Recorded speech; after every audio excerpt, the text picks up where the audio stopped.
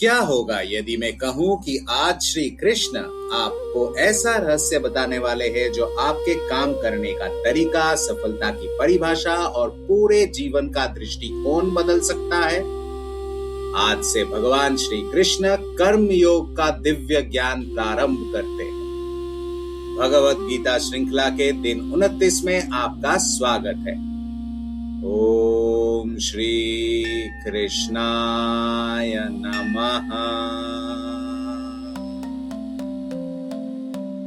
वे बताते हैं कि सही भावना से किया गया कोई भी कर्म कभी व्यर्थ नहीं जाता। छोटी सी आध्यात्मिक प्रगति भी हमें बड़े से बड़े भय से बचा सकती है। आज आप जानेंगे एकाग्र बुद्धि क्या है, ध्यान भटकना क्यों सबसे बड़ी समस्या है और क्यों केवल शब्दों का ज्ञान पर्याप्त नहीं है, बल्कि जीवन में उसे उतारना ही सच्चा योग है। यदि आप पहली बार हमारे चैनल पर आए हो तो mindbodyspirit.awakening को सब्सक्राइब करें, वीडियो को लाइक करें और इस ज्ञान को अपने प्रियजनों तक अवश्य पहुंचाएं। आइए प्रारंभ करते हैं भगवत गीता अध्याय 2 के श्लोक 40 से 42 का दिव्य अध्ययन। क्या आपको कभी लगा है कि इतनी मेहनत कर रहा हूं, अगर सब व्यर्थ हो गया तो?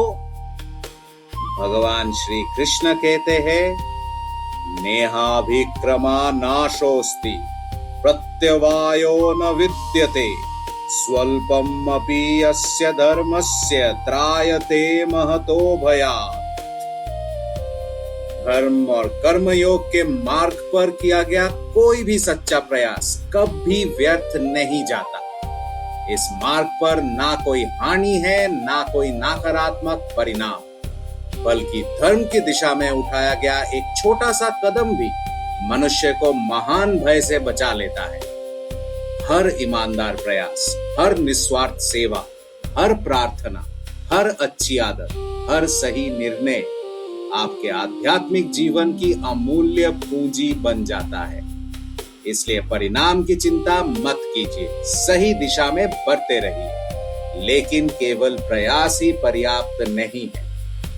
अगले श्लोक में श्री कृष्ण बताएंगे कि सफलता के लिए सबसे आवश्यक गुण क्या है। कुछ लोग जीवन में असाधारण सफलता कैसे प्राप्त कर लेते हैं, जबकि कुछ लोग हमेशा उलझे और भटके हुए रहते हैं। श्री कृष्ण इसका अत्यंत गहरा उत्तर देते हैं। व्यवसायात्मिका बुद्धि एकः कुरु नंदन बहुशाखा हि अनंताश्च बुद्धयो व्यवसायिनाम्। स्थिर और एकाग्र बुद्धि वाले व्यक्ति का लक्ष्य केवल एक होता है। वो उसी दिशा में निरंतर आगे बढ़ता रहता है, लेकिन चंचल मन हर दिन नया लक्ष्य खोजना चाहता है, नई इच्छाओं के पीछे भागता है और अंततः कभी भी कहीं भी नहीं पहुंचता। आज के समय में हमारा ध्यान सोशल मीडिया, तुलना, इच्छाओं और अनगिनत विकल्पों में बिखर गया है। लेकिन वास्तविक सफलता, चाहे आध्यात्मिक हो या सांसारिक, हमेशा एकाग्रता, अनुशासन और निरंतरता से ही प्राप्त होती है। अपने धर्म को पहचानिए, अपने उद्देश्यों पर टिके रहिए और अपने मन को एक दिशा दीजिए। क्या केवल धार्मिक बात करना ही आध्यात्मिकता है? भगवान श्री कृष्ण एक बहुत महत्वपूर्ण चेतावनी देते हैं। यामिमां पुष्पितां वाचम प्रवदन्ति अविपश्चिता वेदवाद रटा पार्थ नान्यादस्तिति वादिना। भगवान श्री कृष्ण कहते हैं कि कुछ लोग वेदों के सुंदर शब्दों, कर्म कांडों और सांसारिक लाभों में ही उलझे रहते हैं। वे धर्म के बाहरी स्वरूप तो देख लेते हैं, लेकिन उसके वास्तविक उद्देश्यों को नहीं समझते। सच्चा अध्यात्म केवल शास्त्र पढ़ने से नहीं आता, बल्कि उन्हें जीवन में उतारने से आता है। यदि हमारा लक्ष्य केवल धन, प्रसिद्धि, पद या स्वर्ग की इच्छा बन जाए तो हमारा मन कभी शांत नहीं होगा।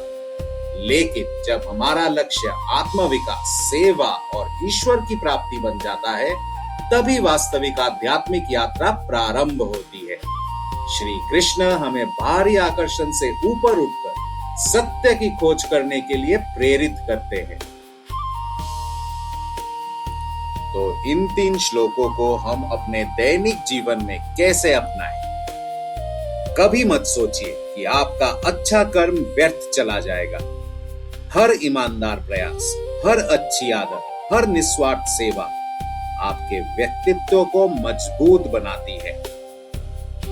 अपने जीवन का एक स्पष्ट लक्ष्य निर्धारित कीजिए। बार बार दिशा बदलने वाला व्यक्ति कभी अपनी पूरी क्षमता तक नहीं पहुंच पाएगा। दिखावे से अधिक सत्य को महत्व दीजिए। ज्ञान केवल पढ़ने के लिए नहीं, जीने के लिए है। कार्यालय हो, व्यवसाय हो, परिवार हो या आध्यात्मिक जीवन, एकाग्रता, निरंतरता और निस्वार्थ कर्म ही वास्तविक सफलता का मार्ग है। यदि आज केवल 3 संदेश आप अपने जीवन में उतार ले तो आपका पूरा जीवन बदल सकता है। आज श्री कृष्ण ने हमें 3 अमूल्य शिक्षाएं दी। धर्म पूर्वक किया गया कोई भी कर्म कभी व्यर्थ नहीं जाता। एकाग्र बुद्धि ही सफलता और शांति का वास्तविक रहस्य है। केवल बाहरी दिखावे में मत उलझिए। ज्ञान को अपने जीवन का हिस्सा बनाइए। यही कर्म योग का शुरुआत है और यही भीतर की स्वतंत्रता का मार्ग है। लेकिन हमारी यात्रा अभी आगे बढ़ रही है। कल दिन 30 में हम जानेंगे कि इच्छाएं मनुष्य को कैसे बांधती है और श्री कृष्ण हमें उनसे ऊपर उठने का मार्ग कैसे दिखाते हैं। इस महत्वपूर्ण ज्ञान को बिल्कुल मत छोड़िए। यदि आज का वीडियो आपको प्रेरित करे तो वीडियो को लाइक करें, अपने परिवार और मित्रों के साथ शेयर करें। @mindbodyspirit.awakening चैनल को सब्सक्राइब करें। हमारा व्हाट्सएप कम्युनिटी में जुड़े लिंक डिस्क्रिप्शन में दिया गया है। कमेंट में अवश्य लिखिए, मैं कर्म योग का मार्ग चुनता हूं। फिर मिलते हैं अगले भाग में। हरिओम तत्सत। जय श्री कृष्णा।